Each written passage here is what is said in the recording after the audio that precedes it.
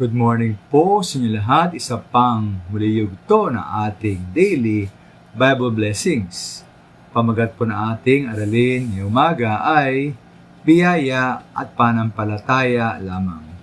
Biyaya at panampalataya lamang. Tayo maging tapat mga minamahal kung ang kaligtasan at pagpunta sa langit ay sa magitan ng paggawa ng mabuti at pag-iwas sa kasalanan. Sa palagay niyo po, may pag-asa ba kayong maligtas at makapunta sa langit? Para sa akin, ako po, wala. Bakit? Dahil una, napakaraming pagkakataon na tayo po ay maaring magkasala. Kaya napakahirap iwasan ang magkasala. Diyan yung kasalanan sa isip, kasalanan sa salita, at kasalanan sa gawa.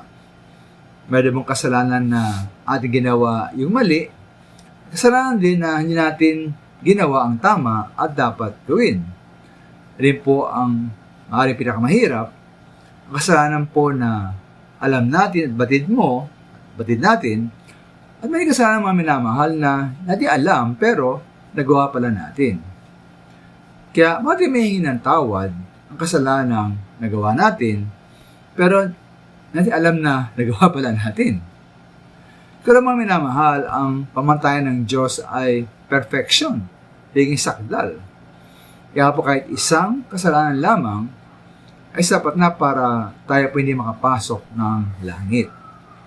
Ay nga sa payag 21:27, hindi makapapasok sa banal na lungsod, ang bagong Jerusalem, anumang bagay na marumi sa paningin ng Diyos. Kaya tayo magpasalamat mga minamahal, pasalamat tayo sa Diyos.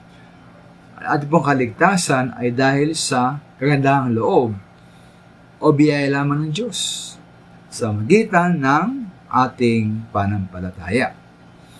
Nga sa Efeso 2:8-9, sapagkat dahil sa kagandahang loob ng Diyos, kayo ay naligtas sa magitan ng panampalataya.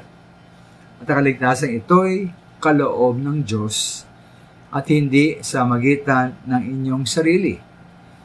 Hindi ito bunga ng inyong mga gawa, kaya't walang dapat ipagmalaki ang sinuman. Namin natin tayo magpasalamat po na ating pong kaligtasan ay po ang biyaya, ganda ang loob ng Diyos.